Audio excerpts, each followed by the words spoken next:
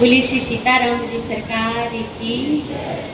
माता रामो मत्पिता रामचंद्र, स्वामी रामो मत्सखा रामचंद्र, सर्वस्वं मे रामचंद्रो दयालु, नान्यं जाने न जाने न जाने।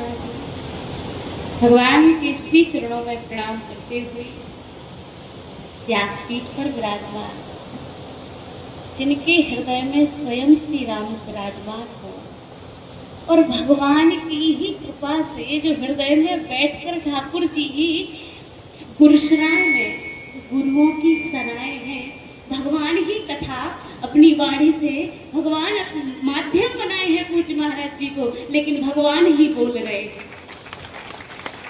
ऐसा आनंद आ रहा था महाराज जी, इतना आनंद। आपने अयोध्या में कहा था कि आस्था बेटा आप आइएगा, व्यास परिवार में कथा का आयोजन। हमने कहा महाराज जी वो तो हमारा परिवार ही है, ये हमारा पूरा व्यास परिवार ही मेरा परिवार ही है, अपने घर में ही हम ना आ पाए तो ये मेरा दुर्भाग्य है।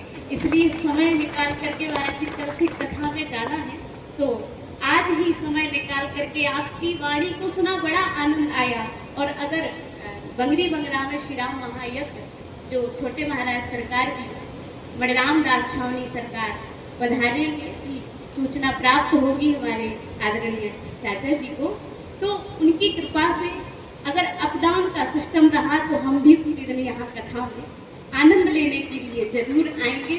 यहाँ साक्षात भगवान की कृपा बरस रही है, हमारे ठाकुर जी की कृपा बरस रही है। कहते हैं दोहावली में श्री हमारे तुलसीदास जी ने कहा है कि राम नाम को अंक है, सब साधन है सूद, अंक गए कछु हाथ ना, अंक रहे 10 गुण। कोई कहता है दीदी ये बात है क्या, क्योंकि हम कलयुग के समझ नहीं पाते कि राम नाम का अंक क्या है।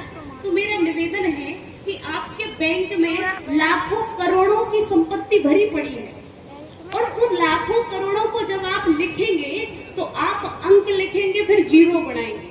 जितने जीरो बढ़ाएंगे उतनी संख्या बढ़ती जाएगी कि 1 करोड़ है कि 2 करोड़ है कि 3 करोड़ है, अंक रहेगा और जीरो आपको बढ़ाने ही